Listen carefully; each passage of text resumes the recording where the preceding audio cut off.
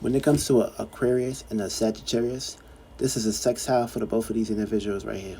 See, the only difference is this is going to be fire and this is going to be air. You can't conceal air. You can't trap air.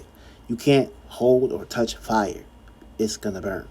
So this makes these two individuals free spirited when it comes to their relationships, which means they're going to be very comfortable with being naked together, very comfortable with being open towards each other, very comfortable with taking risks, and of course taking experiences, and very comfortable with basically having broad perspectives, and of course philosophies, debates, and of course interacting with themselves, and of course how they put themselves into the world.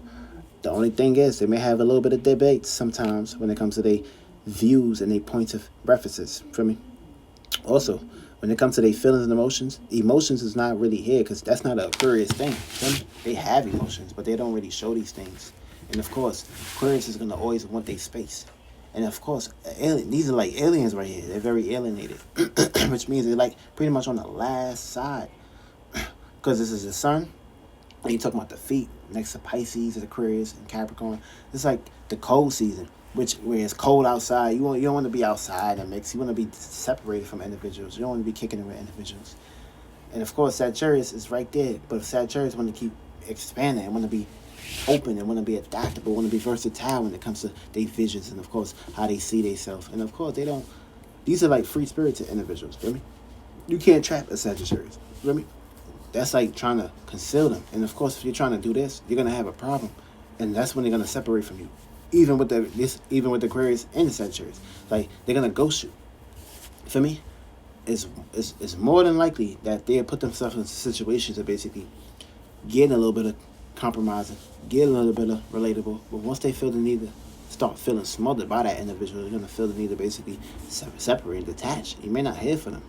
If they don't come back, then you already know. 10 times out of 10, the Sagittarius are most likely to move in with their mate or whoever they relate to. See, these two individuals right here, they're going to have a lot of intellect, a lot of communications, a lot of open minds, a lot of open frames, a lot of areas where they can basically touch up on. And of course, they're going to be open to all ideas, all spectrums. They're going to talk about the most weirdest shit, too.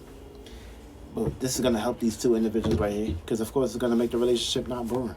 It's going to put them into situations where they're going to always feel the need to basically, like, be around each other. But the only difference is, like, they might get into their little situations of worrying too much about freedom. And, of course, that's what's going to basically help make this relationship detachable, because if y'all so free, then we're just basically better off being friends with benefits or some shit, which y'all can work out if y'all on some spiritual shit.